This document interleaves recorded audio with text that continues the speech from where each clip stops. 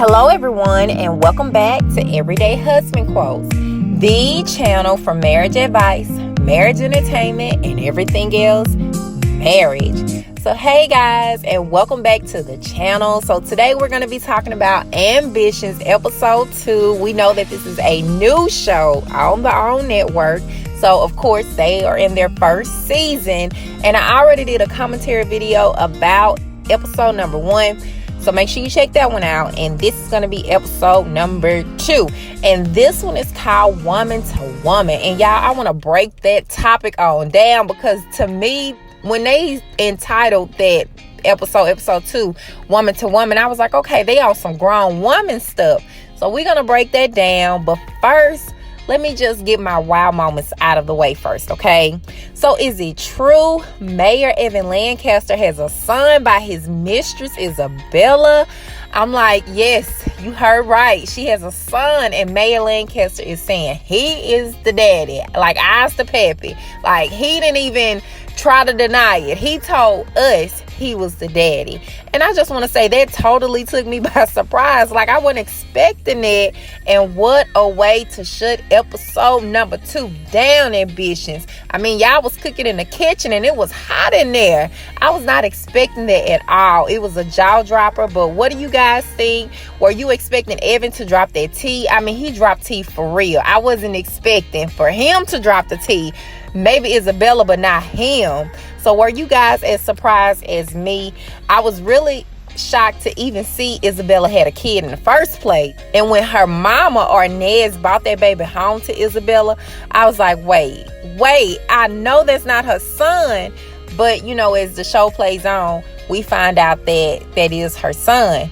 So I think that was one of the biggest wow moments for me on episode 2. I'm going to put that one at the top. I wasn't expecting Ambitions to hit us all like that, you know, like dab and jab on us, all like that just in episode number 2. But we find out a lot of things in episode 2, because what shocked me as well is that Isabella's mama, Arnez, works at the restaurant with Evan's sister, Rondell. And we're going to get into that.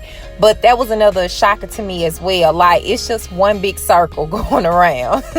So let's talk about Rondell Lancaster. Now, Rondell, I feel like, you know, her character on the show is easily persuaded by a tall, handsome, good-looking man. You know, that's what they try to portray her as. But I'm looking at Rondell like, girl, you are real. You one of the real ones. So is it love you're looking at? Is it fake love? Did Cupid shoot you in your eyes and then you got hearts in your eyes? Like, somebody tell me what it is. So here's this politician named Kent. And I'm thinking, should we trust Kent? Is Kent feeding Rondell a bunch of lies? Kent comes into the restaurant and he's telling Rondell that he feels like she can do a lot for the community. Somehow he convinces Rondell that he is a man that can be trusted. And Rondell was like, you know, at first she was like, well, I don't think I can trust you because you on TV talking smack about my brother, which her brother is Mayor Evan Lancaster.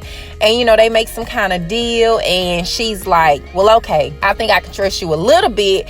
But I'm looking at Rondell with side eye like, I don't know, honey. It seems kind of fishy, sis. So I can't wait to see how that plays out. Like, in my mind, are they going to end up starting some kind of romantic relationship and then he's going to break her heart? Or is he really going to fall for her and then that's going to make him change as a man? I don't know. I guess we'll see as the season continues to unfold. Those were the 2 things that really just shocked me. Those were my wow moments, okay? So in this episode, like I said, this episode is called Woman to Woman, and there is a lot of woman-to-woman conversations going on. We're going to break this down, who these women are. But I just want to say, do y'all remember that song called Woman to Woman by Shirley Brown?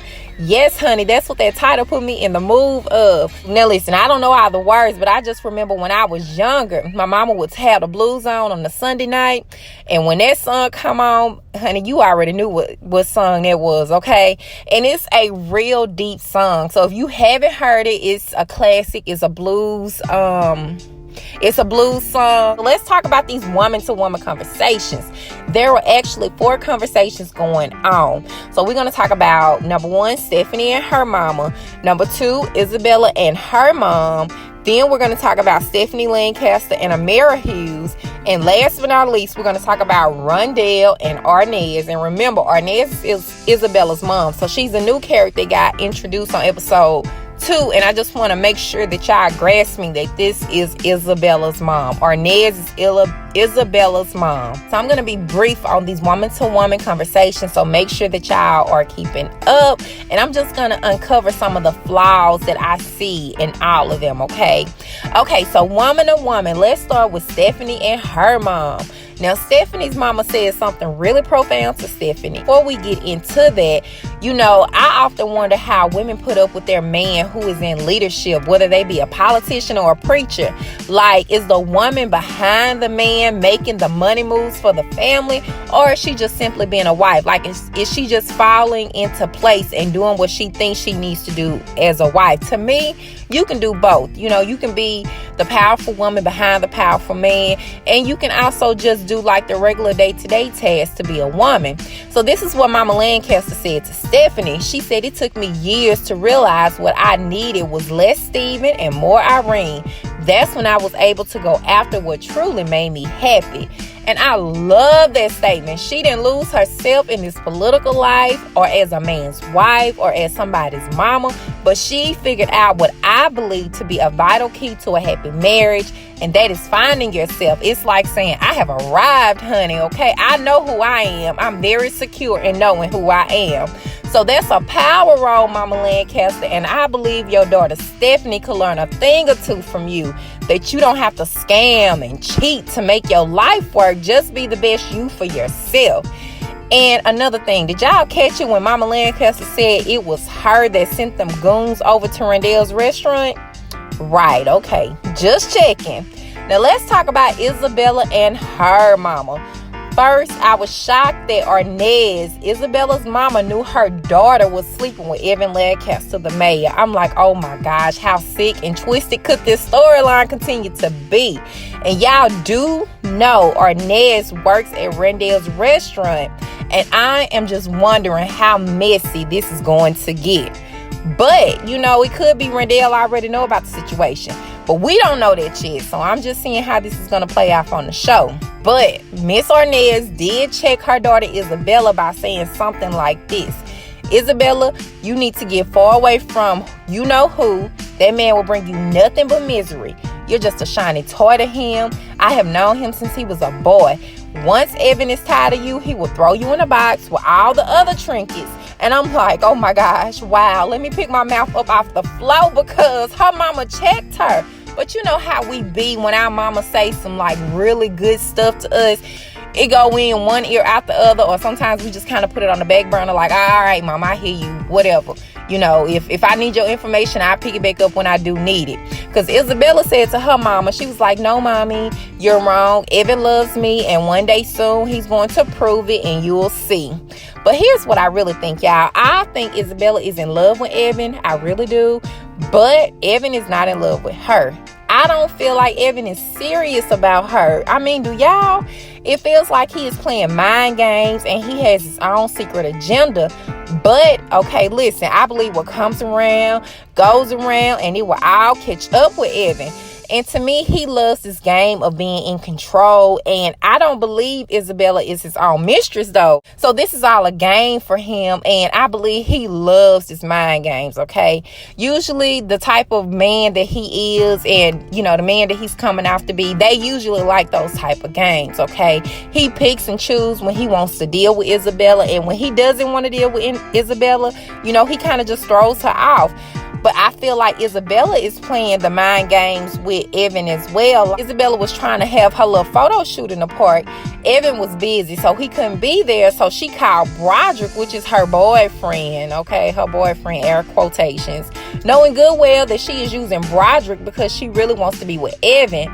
Now, I believe that Broderick likes Isabella, but Isabella likes Evan more than she likes Broderick, and she's more so just using Broderick to get what she wants.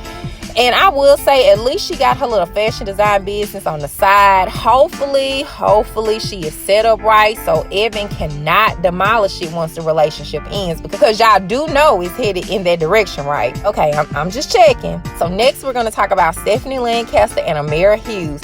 Now, they meet up for a luncheon, but really, Stephanie thought she was meeting up with Titus. The look on Stephanie's face was priceless when she saw Amara at the lunch date instead of Titus. LOL, LOL. Baby, Stephanie had to pick her face up and not let Amara know that she was really rubbed the wrong way.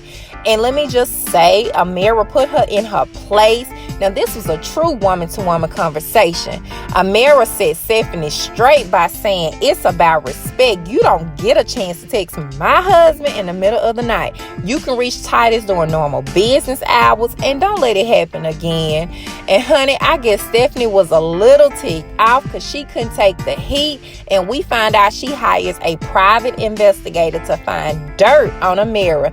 And she finds exactly what she was looking for. Of course she would, okay? That's pretty low down, Stephanie. But that speaks volumes about Stephanie's character anyway. You know, Stephanie, she's just pretty low to the ground. That's just how I see her.